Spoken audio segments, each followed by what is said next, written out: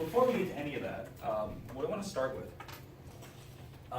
is the thing I've been talking about for almost a week, which is finally Aquinas' response to Anselm's ontological argument. Can everyone see the text here all right? Is this visible enough?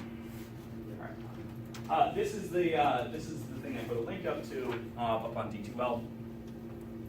This is the one I said that if you have the time to, you can look this over. The first thing I want to point to is the format of how he's written this. As you notice, he begins with objections. These first three objections are the points against his view. This is the same format you find in 5 ways. Right?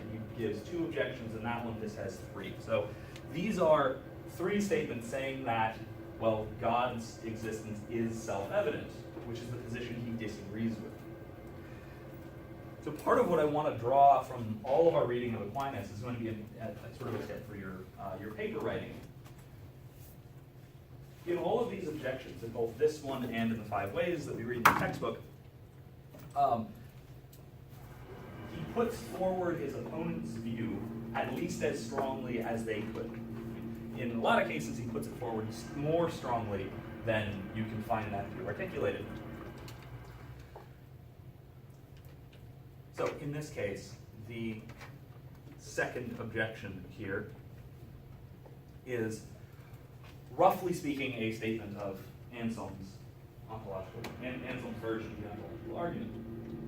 So understanding the signification of the word God means you would once understand that God exists. In other words, when you understand what God means, that than which a creator cannot be taught, like we discussed last week, once you understand that, it follows directly from that God must exist. So he's going to argue against this. He doesn't think this argument works. He doesn't think that the existence of God really is self-evident. On the contrary, which again you'll find the same thing in the 5 ways.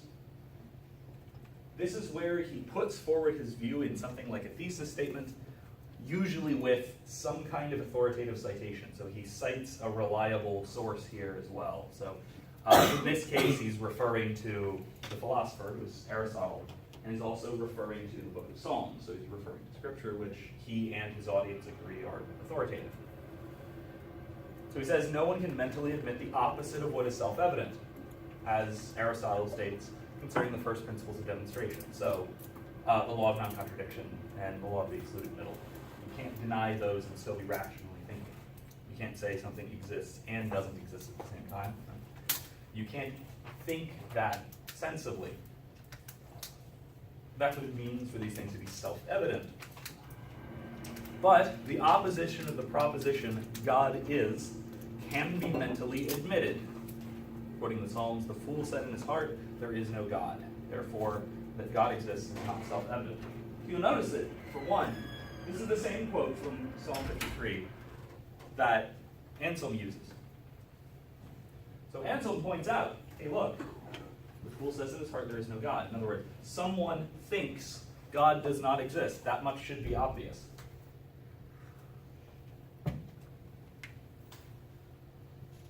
Anselm wants to say that people who think God does not exist don't understand what is meant by God, and that's the only possible explanation, because otherwise, if, as he puts it very succinctly in the second objection, if you understand what the terms mean, you have to understand that God exists. Okay. So where's the dispute? How is Aquinas going to support this statement? Well, he argues that something can be self-evident in 2 ways.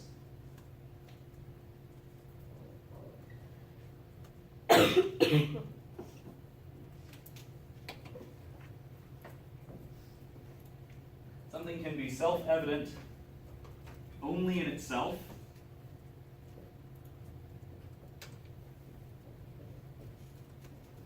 or both in itself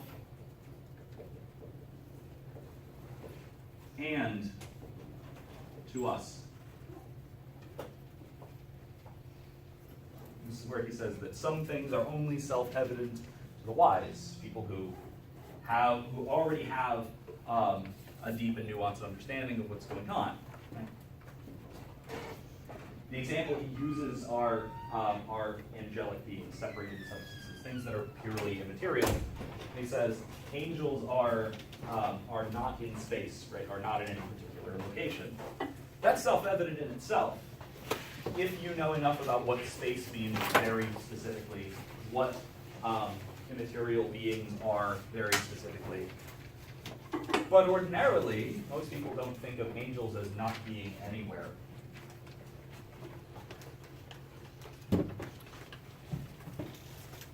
Probably a better example of this. How many sides does a triangle have? 3. Right. A triangle has 3 sides. That's something that is self-evident in itself, and it's self-evident to us because having 3 sides is included in the definition of a triangle. Okay, what is the interior angle of an equilateral triangle? 180? No. Someone said 60. Yeah. 60. Some people do that, some people didn't. It's still self-evident in itself, right? You don't need to go and find any additional information about it. You can know that simply by knowing what a triangle is and what equilateral means. But you have to know some things about that. You need to have a little bit of knowledge behind this statement in order to know that it's self-evident. Right? You don't need to go do research or anything.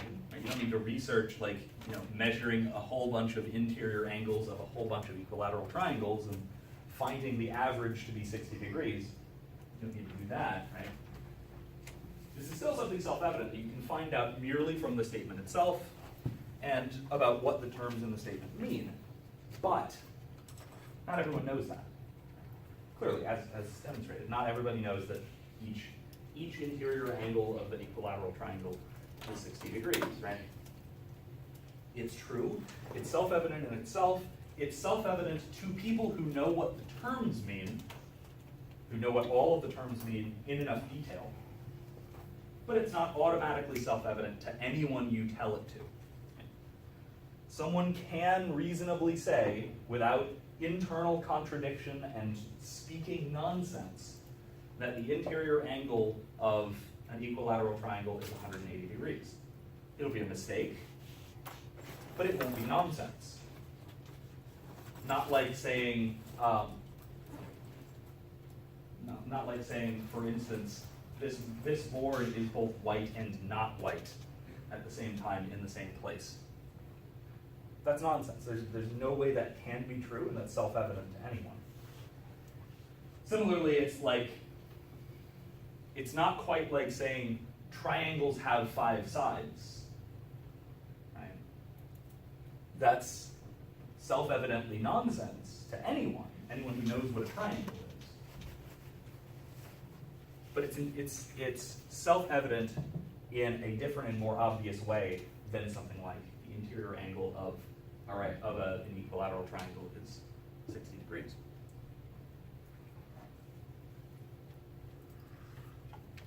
Okay.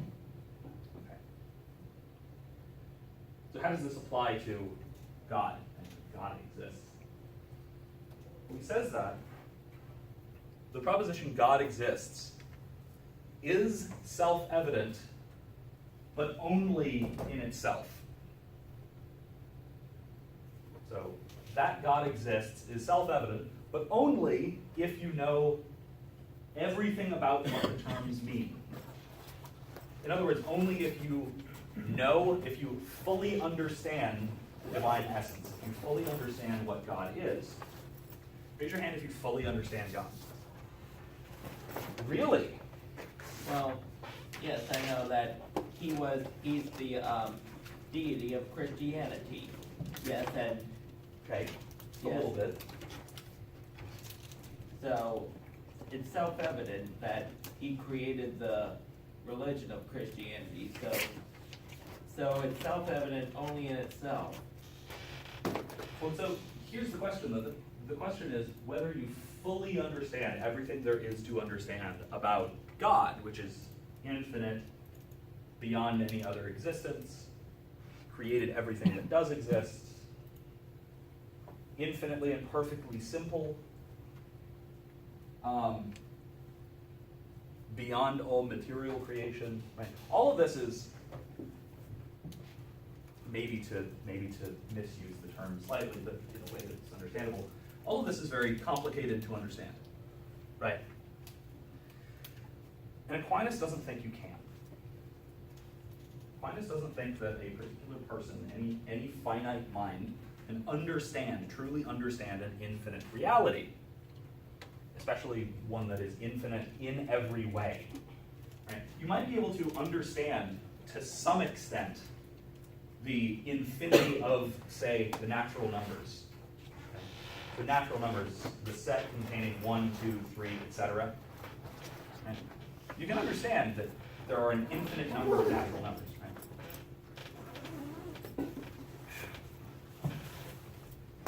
Right? So there are an infinite number of natural numbers. How many integers are there?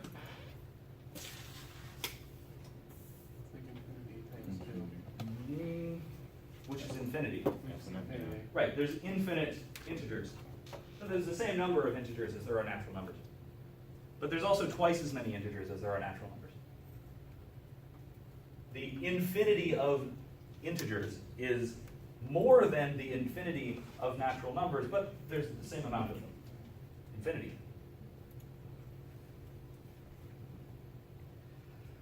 Something to look up if you're interested in how hard it is to understand infinity, just in general for a finite mind.